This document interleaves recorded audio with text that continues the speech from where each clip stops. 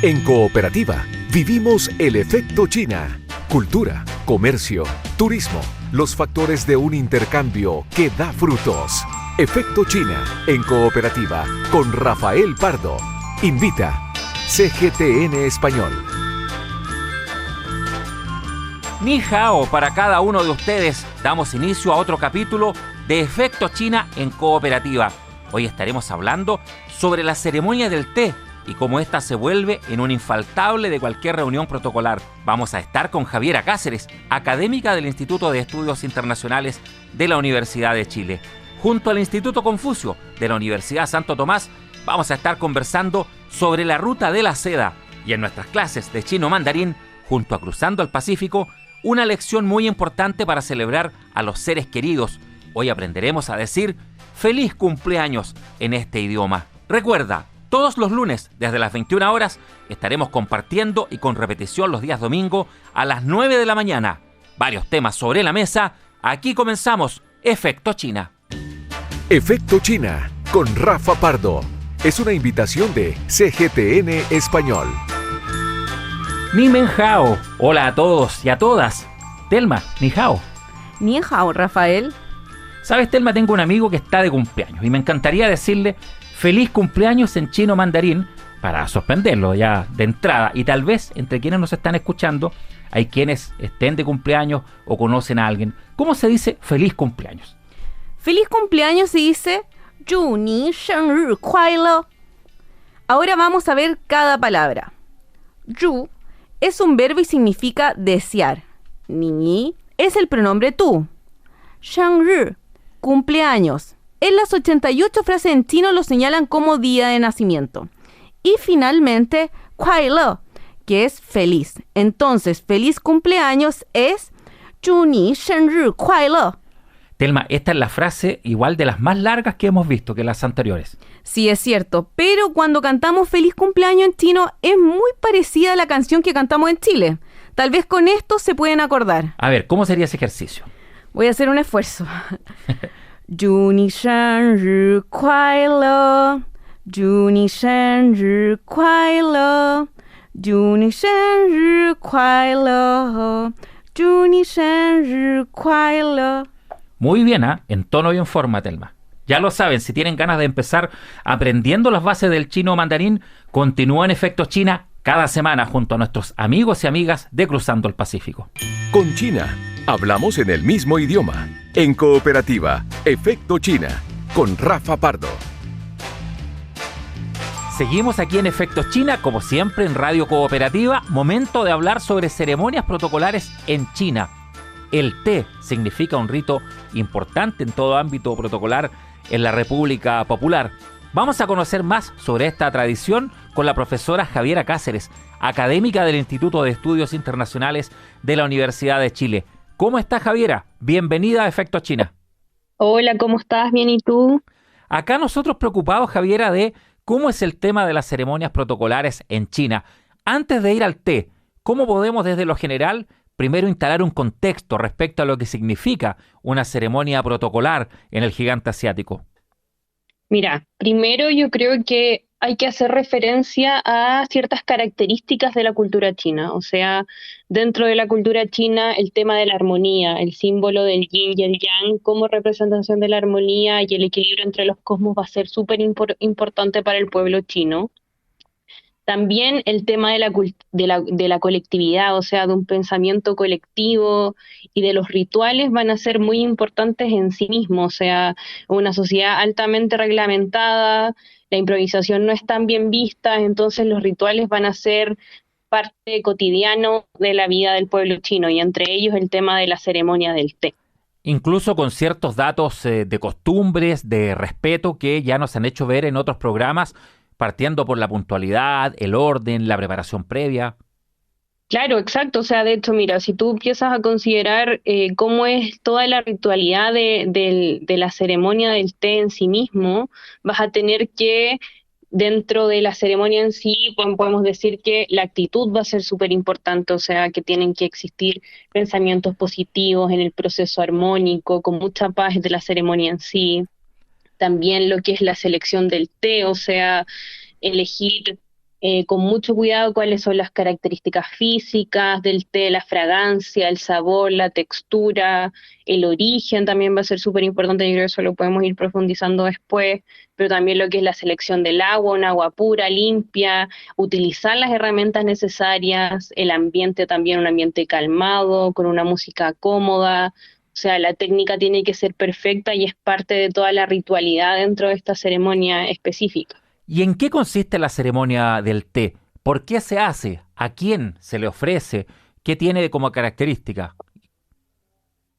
Mire, igual las ceremonias del té han ido evolucionando bastante en la cultura china. En un principio, el té por sí solo se cultivaba más como una medicina y principalmente en todo lo que eran los templos.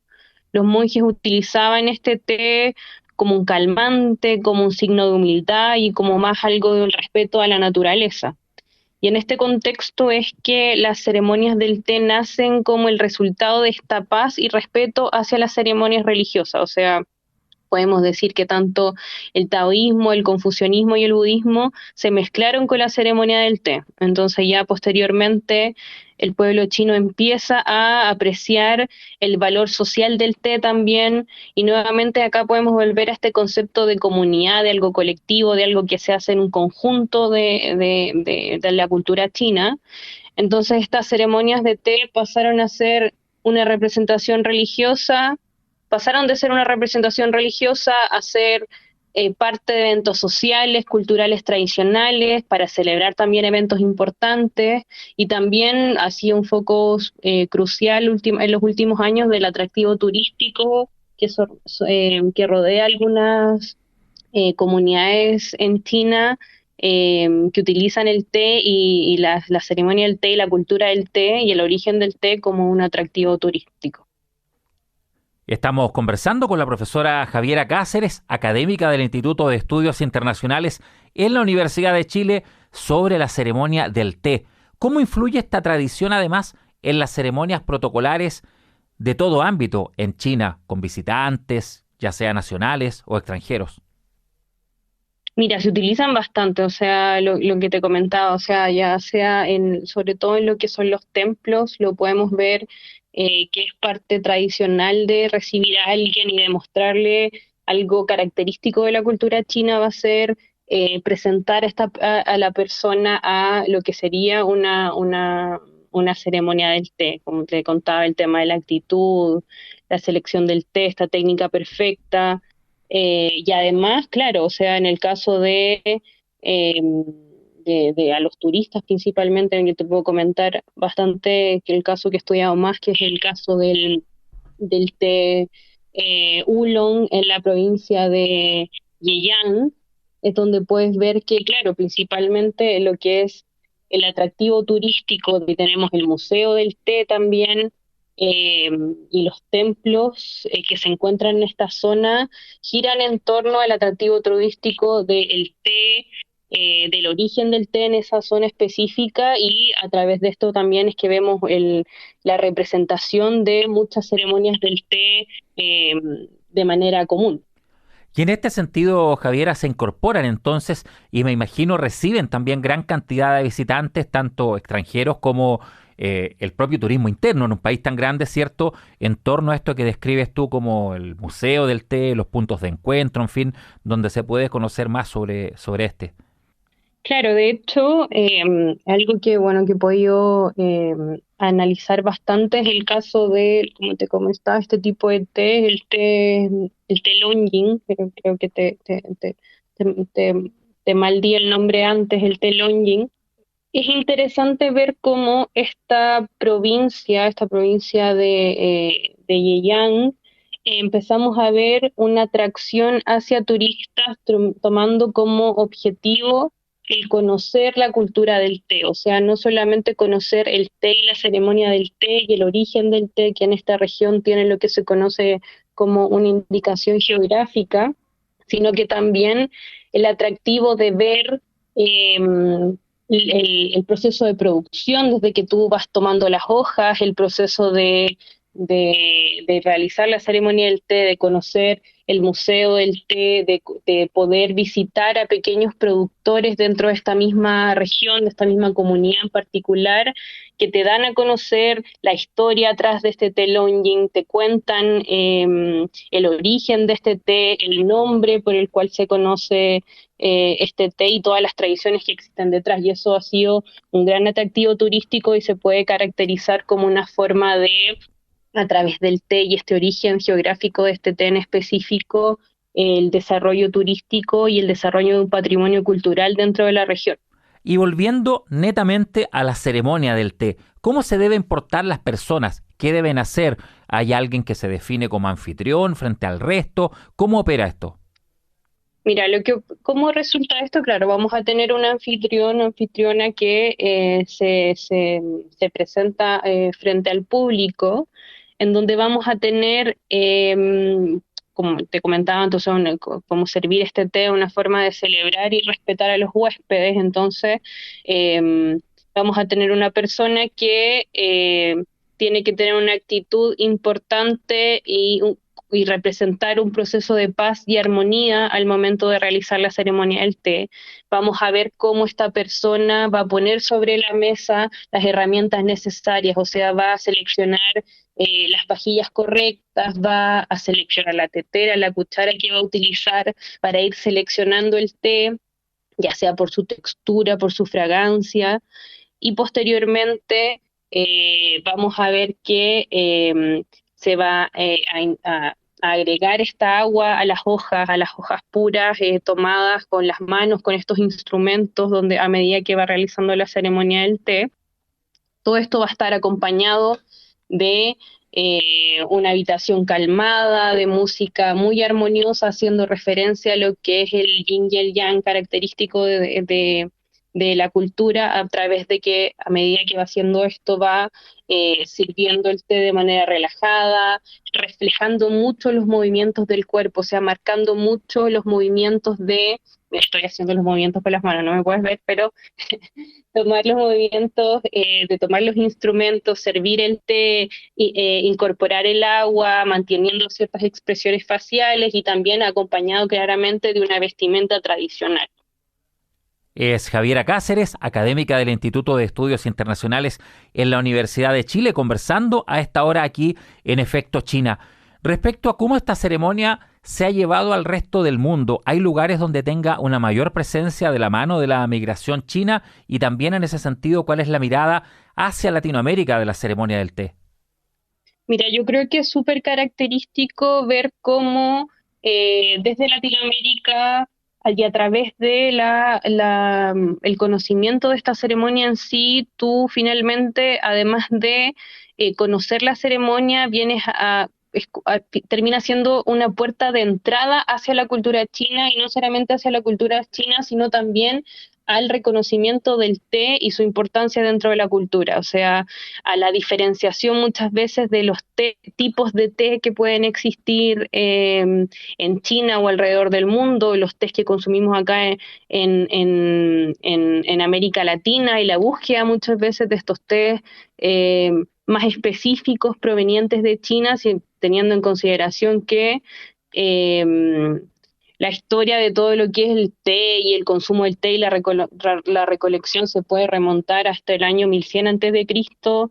Entonces, viendo lo crucial que es el té en la cultura china para promover y construir una cultura armoniosa, yo creo que es algo que lleva a que desde nuestra región, además de ser una puerta de entrada hasta la ceremonia y la cultura, también es una puerta de entrada a esta tradición y al té en particular. Ahora bien, en Chile, ¿qué es lo que ocurre? ¿Cómo va esta relación con China creciendo en distintos ámbitos? ¿Qué pasa con esto del té? Algo que obviamente no podría ser exacto a una ceremonia del té propiamente tal, pero ¿qué acercamiento hemos logrado? Yo creo que en el caso de Chile, y aquí en este caso sin tener tal vez una respuesta absoluta, yo creo que es bien interesante ver cómo ha existido este acercamiento, como te comentaba, hacia el té siendo el centro muchas veces de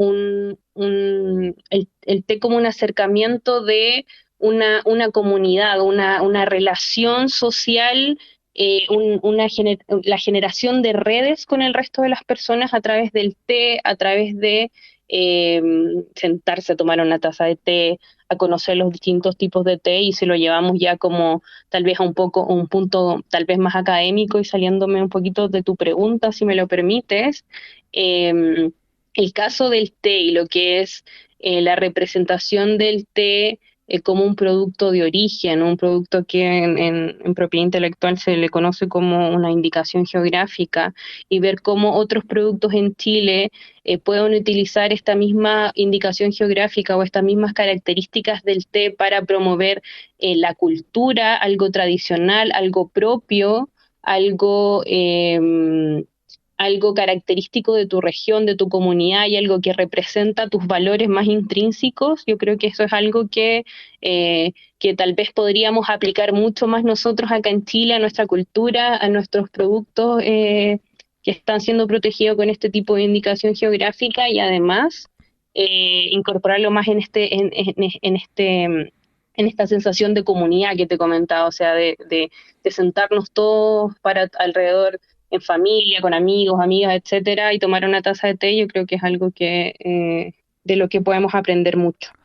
Javiera, y antes de finalizar, revisemos brevemente otro punto quizás sobre la ceremonia del té o sobre el consumo de este producto, su relación con los hábitos alimenticios también de cada país, y cómo allí también hay una mirada distinta desde lo espiritual, desde cómo se toma o con quién se toma o con qué se acompaña o no se acompaña en China en relación a quienes estamos en esta parte del mundo.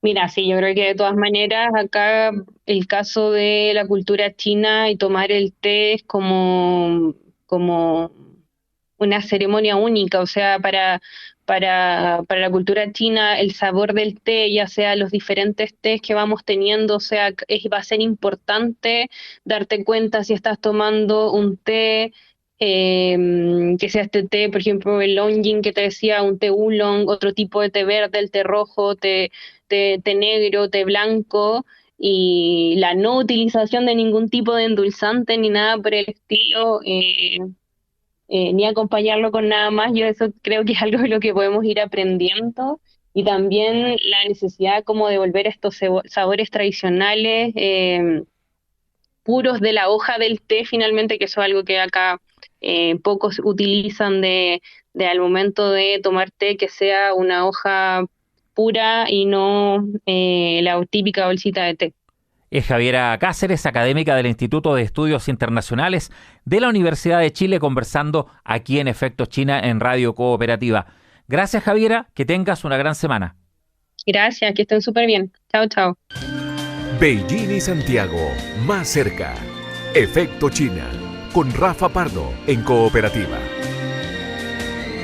Ahora en Efecto China te contamos sobre la conmemoración del 25º aniversario del traspaso de Hong Kong a China. La ciudad había estado bajo el dominio británico por 150 años. El presidente Xi Jinping asistió al evento principal destacando el principio de un país con dos sistemas. Los detalles en la nota de Mariano Reyes. 25 años cumple Hong Kong tras su retorno a la República Popular de China. La ciudad estuvo por 150 años dominada bajo una colonia inglesa, y en la ceremonia de conmemoración, de manera sorpresiva, llegó el presidente de China, Xi Jinping, quien defendió el modelo de un país, dos sistemas. El mandatario explicó que el objetivo esencial de este principio es la defensa de la soberanía, la seguridad e intereses de desarrollo nacional. También destacó la mantención de un sistema capitalista a largo plazo que disfruta de un alto grado de autonomía. La autoridad aseguró que el principio un país, dos sistemas no cambiaría y que incluso se buscaría potenciar a largo plazo. Además, el 1 de julio también se marcó la mitad del camino de Hong Kong según la promesa de los 50 años de Beijing de mantener sus libertades liberales después de la entrega. Durante la ceremonia de aniversario, el nuevo líder de la ciudad, John Lee, prestó juramento junto con su gabinete y los nuevos miembros del Consejo Ejecutivo, ex policía, ex ministro de Seguridad, que fue sancionado por Estados Unidos tras un supuesto acto de socavar la autonomía de Hong Kong. Lee prometió implementar con precisión el principio de un país, dos sistemas. Hablando en mandarín, el idioma oficial de China continental, el nuevo líder de 64 años aseguró salvaguardar la soberanía y la seguridad nacional junto con los intereses de desarrollo del país y también garantizar la prosperidad y estabilidad a largo plazo de Hong Kong. 2 horas antes, Lee y la directora ejecutiva saliente de Hong Kong, Carrie Lam, observaron una ceremonia de izamiento de la bandera para marcar el traspaso ante más de 200 invitados. Efecto China. Intercambio comercial y cultural entre Chile y China. Con Rafa Pardo. Seguimos avanzando aquí en Efecto China en Cooperativa. Estamos nuevamente con Carla Morales Vallejos del Instituto Confucio de la Universidad Santo Tomás. Esta vez para conversar, Carla, sobre la ruta de la seda. ¿Por qué es famosa la ruta de la seda? Porque la mercancía más valiosa que se comercializaba era la seda, una tela exquisita por la que se pagaban precios exorbitantes y cuyo secreto de producción solo conocían los chinos, y fue comercializada durante varios siglos de manera exclusiva por este país.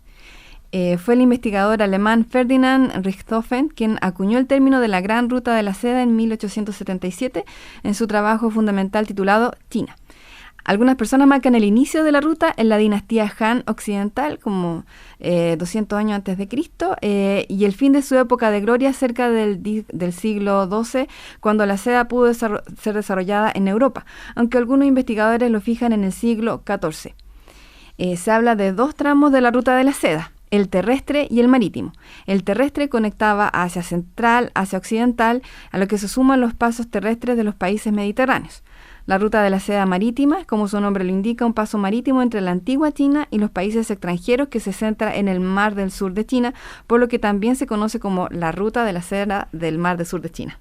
Y también tiene un punto de vista, Carla, la ruta de la seda respecto a la red de caminos, a las conexiones, en fin, cómo se distribuye allí. Ahí es mucho más, por supuesto, la longitud. Así es, mira, se habla de más de 8.000 kilómetros de longitud y desde China hasta Occidente y la India, con diversos asentamientos humanos, pasando por las montañas más elevadas y los desiertos más duros.